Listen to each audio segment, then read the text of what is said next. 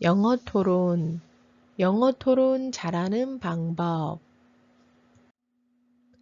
전달력이 매우 중요해요. 사람들은 그들의 주장에 가장 놀라운 컨텐츠를 생각해낼 수도 있지만 사실은 대부분의 경우 표시 기준의 거의 3분의 1이 그 자료를 전달하는 데 사용됩니다. 형편없는 연구 작업에 대해 열정적으로 말하는 것은 아마도 토론에서 이기지 못할 것입니다. 사실적 증거와 감정적 확신을 결합시켜야 토론에서 이길 수 있습니다. 토론이 아무리 분석적이고 학구적이라도 여러분의 발표야말로 토론의 청중들 뿐만 아니라 토론 심판에게도 분명한 영향을 미칠 것입니다. 아슬아슬한 경기에서 승리는 여러분의 연기력에 달려 있을지도 모릅니다. 수사학. 고대 그리스의 철학자 아리스토텔레스는 자신의 저서인 수사학에서 수사학이란 주어진 상황에 가장 적합한 설득 수단을 발견하는 예술이라고 말한 바 있습니다. 그리고 상대방을 설득하려면 세 가지가 필요하다고 했는데 그것이 바로 로고스, 파토스, 에토스입니다. 로고스는 이성적, 과학적인 것을 가리키는 것으로 사고 능력, 이성 등의 의미를 가지고 있습니다.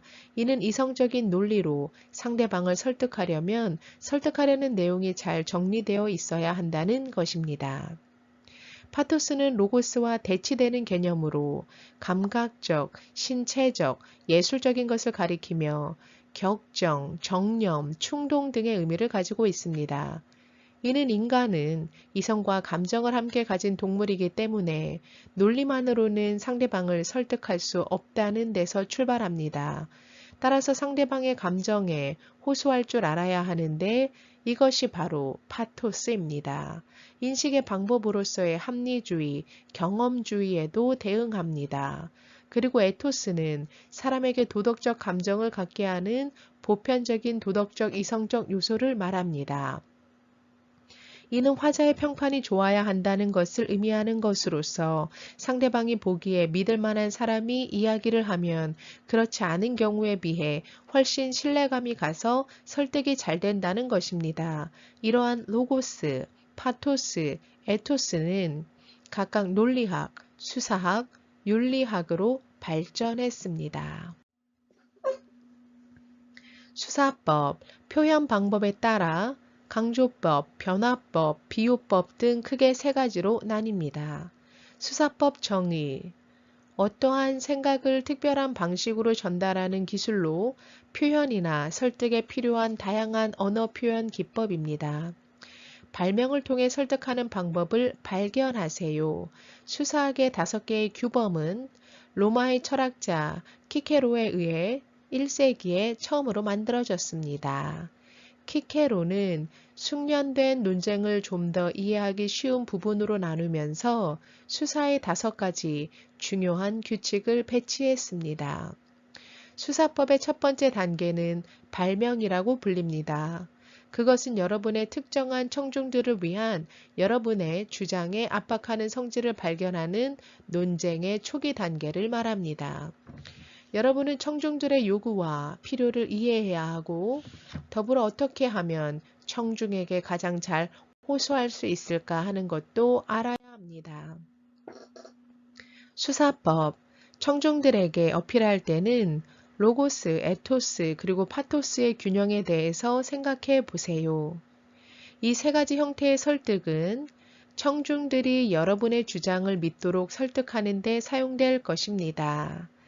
각각의 사람들은 군종으로부터 다른 반응을 일으킬 것이고 여러분은 청중들의 요구에 적응하기 위해 여러분의 접근 방식을 바꿔야 합니다. 로고 위주로 더 논리적인 접근법은 여러분이 어떻게 심각한 상황을 개선할 수 있을지에 대한 사실적인 증거를 청중들이 원하는 경우에 적절하게 사용할 수 있습니다. 공평한 어조를 유지하려고 노력하고 편견이 없어 보이려고 할 때 당신의 연설에 더 많은 에토스를 사용하세요. 이것은 좀 더 정중한, 그러나 여러분이 여전히 여러분 자신이나 또는 직면하고 있는 상황에 공감해야 할 필요가 있는 청중들에게 사용하기 좋은 방법입니다. 수사법. 파토스는 상황과 어울리지 않다면 조작될 수 있는 잠재력을 가지고 있지만 올바르게 잘 사용되면 여러분은 청중 안에서 특별한 강한 감정을 불어넣을 수 있습니다. 이러한 감정들은 여러분의 연설 과정을 극적으로 바꿀 힘을 가지고 있습니다. 수사학을 완전히 익히는 것은 여러분의 준비된 연설이 가능한 한 강력하게 되는 것을 보장할 것입니다. 이것은 이 논쟁을 수행하는 여러분의 능력을 증가시킬 것입니다. 여러분의 주장을 정리하세요. 청중들이 여러분의 주장을 듣는 순서는 그들이 여러분의 연설을 어떻게 인식할 것인가에 커다란 영향을 미칩니다. 여러분은 아마도 여러분의 학업에서 5개의 단락으로 된 에세이를 접하게 될 것입니다. 이 형식이 모든 연설에 적합한 것은 아니지만 기본적인 레이아웃은 그리스와 로마의 논증 구조에 기초하고 있습니다. 5단계는 다음과 같습니다. 서론, 도입, 사실 진술, 확증 또는 증거, 반박, 반증, 결론. 5개 파트를 살펴보겠습니다. 첫 번째 서론 또는 도입 부분. 여러분의 메시지를 표현하고 여러분 자신뿐만 아니라 청중들에게도 왜 그것이 중요한지 표현하세요. 두 번째, 사실 진술. 여러분 주장의 일반적인 가설을 작은 부분으로 나누세요.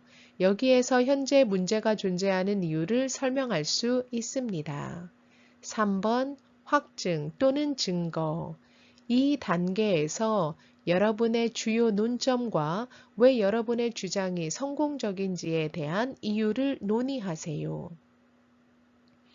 네 번째, 반박 또는 반증. 상대팀 관점에 도전하기에 앞서 그들의 주장에 어느 정도 신빙성을 부여해주고 당신의 반대를 인정하세요. 5번째, 결론. 여러분의 주장의 주요 요점을 정리하고 청중들이 무엇을 하고 생각하기를 바라는지 지시하세요. 창의성과 스타일. 스타일을 개선시키면서 여러분의 주장을 표현하세요. 여러분은 자신의 주장이 진부한 말이나 지칠 대로 지친 말들로 가득 차게 하고 싶지 않을 거예요. 역동적인 방식으로 핵심을 표현하면서 여러분의 연설을 창의적으로 하세요. 자신의 스타일을 자랑스러워하는 것이 훨씬 더 자신감을 가지고 그것을 수행하는 데 도움이 될 것입니다. 여러분은 논쟁을 조정할 때 다양한 언어적 비유를 적극적으로 활용할 수 있습니다. 말의 피겨로도 알려져 있는 이 비유들은 매끈하고 설득력 있는 주장을 구성하는 데 있어서 진정한 방법으로 시도되고 있습니다. 또한 청중들에게 맞추기 위해 여러분의 스타일을 조절해야 합니다. 반드시 청중들의 도덕적, 지적 수준에 맞추어 여러분의 아이디어를 표현하도록 하세요.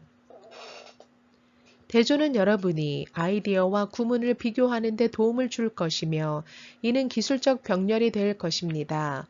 은유와 직유는 둘 다 하나의 아이디어를 다른 아이디어와 동일시하는 좋은 방법입니다. 이 비유들 중 어느 것이든지 여러분의 글에 양념을 더할 것입니다. 암기하세요. 여러분은 종이가 필요 없을 겁니다. 상당히 단순하게 보일 수도 있지만 암기된 연설은 항상 종이에서 읽어낸 연설 그 이상의 감명을 줄 것이라는 것을 기억하는 것이 좋습니다. 여러분의 토론의 어떤 측면은 즉각 수행되어야 할 것이라는 점을 주목할 가치가 있습니다. 그러나 주제의 사실을 기억함으로써 이러한 사실들을 유기적으로 다시 말할 수 있을 것입니다. 이것은 여러분의 연설을 즉흥적으로 하는 데 있어서 좀 더 자신감을 갖도록 도와줄 것입니다. 다시 전달, 항상 개선하기. 여러분의 전달을 강조하면서 동시에 여러분의 발표 기술을 증폭시키세요. 수사학의 마지막 강령인 전달은 여러분을 직접적으로 토론에서 발표 기술을 마스터하도록 이끌 것입니다. 주로 제스처, 바디랭귀지, 그리고 어조에 초점을 맞추어 여러분의 전달은 청중들에게 감동을 주는 핵심적인 요소입니다. 여러분의 사실은 완전히 정확할 수도 있지만 만약 여러분이 청중들에게 이 점들을 적절하게 연결시킬 수 없다면 여러분의 연설의 많은 부분을 놓치게 될 것입니다. 전달은 또한 당신의 청중들에게 매우 적합할 것입니다. 더 적은 청중에게 말할 때 여러분은 더 많은 시선을 맞출 수 있고 더 직접적으로 여러분의 말을 들어주는 사람들에게 말할 수 있습니다. 예를 들어 프랭클린 델라노 루즈벨트의 난로가 잡담은 라디오 방송이 라디오를 듣고 있는 모든 사람들이 친근감을 느끼게 하기 위함이었습니다. 이와는 대조적으로 그의 더 큰 연설들은 그들의 주제를 더 광범위하게 다루면서 더 즉각적이고 도덕적으로 옳게 느껴졌습니다. 삽입어를 제거하세요. 여러분의 연설에 그리고 다른 여러 가지 발음으로 가득할 때 여러분은 실제보다 덜 알고 있는 것처럼 보입니다. 여러분의 언어 망설임은 여러분이 다음 단계를 찾기 위해 시간을 내고 있다라고 암시해 줍니다. 여러분은 여러분이 의도한 주제에 대한 지배력을 표현하는 것을 목표로 삼고 있기 때문에 토론에서 이것을 피하고 싶을 겁니다. 여러분들이 연설할 때 하는 소리를 내는 습관은 극복하는 데 많은 시간이 걸리지 않습니다. 이것은 여러분이 방금 한 가지 요점을 끝냈고 다음 요점으로 넘어가기 위해 잠시 시간을 가지고 있다는 것을 암시합니다. 하는 소리가 훨씬 더 위험할 수 있어요. 완전히 낯선 정보를 찾고 있을지도 모른다고 생각되니까요. 하지만 여러분은 공식적인 논쟁에서 여러분의 연설 패턴에서 두 가지 모드를 제거하고 싶을 것입니다. 삽입어 소리를 조용한 상태로 교체해 보십시오. 이것은 청중들에게 여러분의 마지막 순간에 마음을 가라앉힐 시간을 줄 것이고 또한 여러분의 다음 아이디어를 위한 자극을 만들어낼 시간을 줄 것입니다. 모든 사람이 다음 문장으로 넘어가기 전에 처리할 시간이 필요하다는 것을 기억하세요. 이런 사고 과정을 없애고 있는 게 아니라 하지만 여러분은 실제보다 덜 생각하고 있는 것처럼 보이게 하고 있습니다. 동의어를 사용하세요. 과도하게 너무 남용된 언어의 동의어를 찾으세요. 토론에서 많은 연설이 이루어질 것이기 때문에 토론하는 동안 단어들이 과도하게 표현되는 것은 쉬운 일입니다. 정치인들이 진부한 말을 하는 경향이 있고 당신은 당신이 토론하는 동안 그 함정에 빠지는 것을 피하고 싶어 합니다. 여러분의 작품이 고도로 연구될 때 그것은 지나치게 규칙을 따지게 될 위험을 무릅쓰는 것입니다.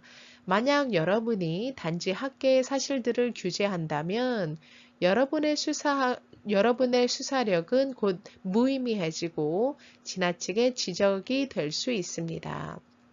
자본주의나 이분법과 같은 단어를 주의하세요. 이런 종류의 단어들은 다양한 의미를 가지고 있지만 지난 몇 년 동안 남용되었습니다. 천천히 말하고 생각을 명확히 밝히세요. 특히 젊은 토론자들 사이에서는 사실을 거의 정신없이 빠르게 폭로하는 경향이 있습니다. 여러분이 연설을 지루하게 만들고 싶지 않지만 연설 패턴을 늦추는 것에는 많은 장점들이 있습니다. 연설 속도를 줄이면 청중과 심판관에게 자신의 장점을 활용할 수 있는 더 많은 시간을 주게 됩니다. 연설 속도를 늦추면 발음하기가 훨씬 더 쉬워집니다. 만약 여러분이 빠르게 말한다면 여러분은 더 많은 양의 요점들을 말하는 것을 완수할 수 있을지도 모르지만 모든 요점들이 들릴 것 같지는 않습니다. 여러분이 발음을 개선하기 원한다면 입안에 연필 드릴을 사용하십시오. 입안에 연필을 입에 물고 이마에 평행하게 연필을 놓은 후 자리를 잡은 채로 연설을 연습하세요. 여러분은 입 안에서 이 장애물에 대해서 말을 해야 할 것입니다. 여러분의 음절을 발음하기 위해서 더 열심히 일하면서요. 연필을 제거하면 당신의 말이 훨씬 분명하다는 것을 알게 될 것입니다. 발표할 때는 같은 수준의 발음을 유지하세요. 발음을 느린 말투와 섞으면 다른 사람들이 당신의 요점을 분석하기가 더 쉬울 것입니다. 여러분의 동작을 강화하세요. 제스처를 사용하면 요점을 설명하는 데 크게 도움이 될 수 있습니다. 모든 대중연설은 결국 더 많은 군중 앞에서 자연스럽게 보이고 접근하기 쉬운 것이 목적입니다. 물리적 제스처의 기본 NODS 규칙을 기억하십시오.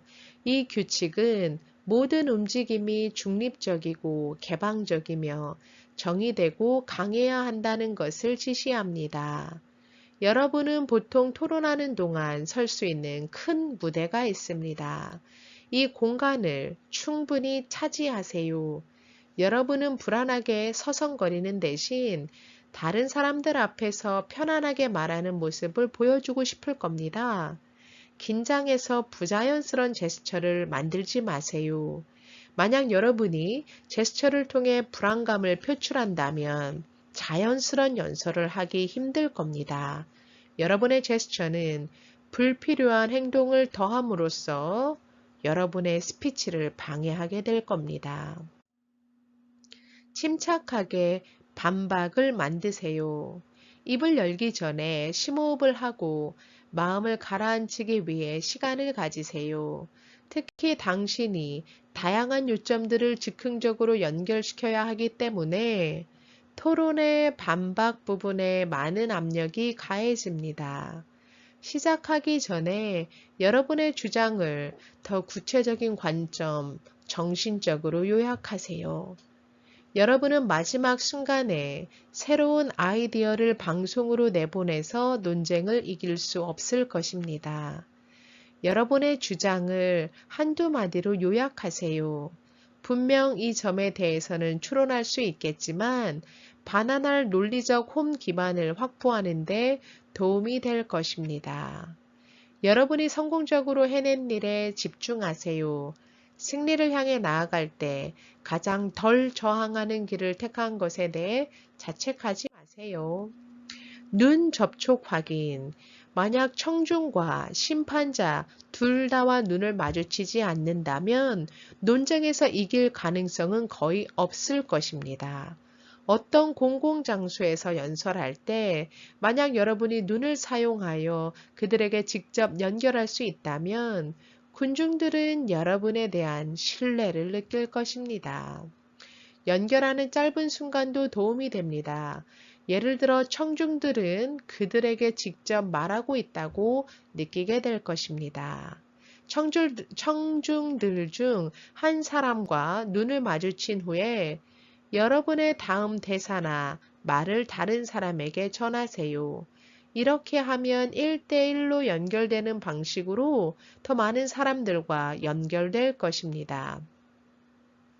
눈을 사용하여 청중들의 주의를 산만하게 하는 존재를 침묵시킬 수도 있습니다. 만약 누군가가 여러분에게 관심을 기울이지 않는다면 오랫동안 응시하는 것은 그들을 불편하게 만들 것입니다. 자신의 음색을 다양화하세요.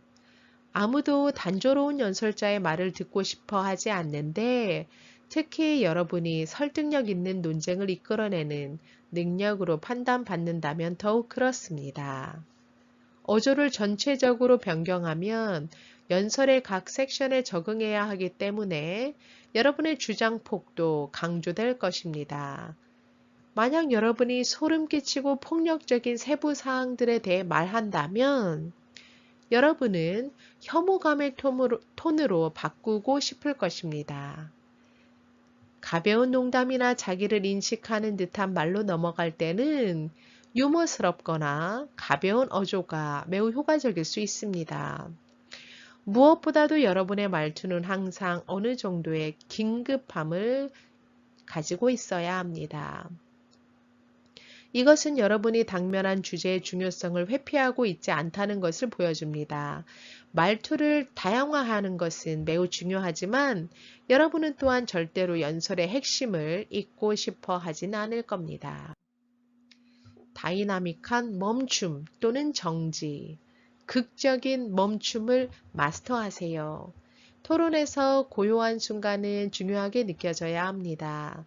많은 논쟁들이 연설의 힘을 중심으로 전개되기 때문에 그 행동의 어떤 단절도 무겁게 느껴질 것입니다. 극적인 것과 강력한 정지가 가장 길고 종종 가장 성공적입니다. 그것들은 각각 연설 직전 그리고 직후에 옵니다. 잘 되지 않을 때 이러한 주요한 중단들은 정말로 논쟁을 중단시킬 수 있습니다. 여러분이 엄청난 추진력을 가지고 이 멈춤에 도달할 수 있도록 확실히 하세요. 그렇게 하면 여러분의 침묵이 얻어질 것입니다. 일시적인 중단은 한 단락에서 주요한 점을 나누는 것에서부터 물을 마시게 하는 것까지 그것들의 사용에 있어서 다양할 수 있습니다. 너무 규칙적으로 집중력을 잃고 싶지 않기 때문에 반드시 여러분의 중단이 적절한지를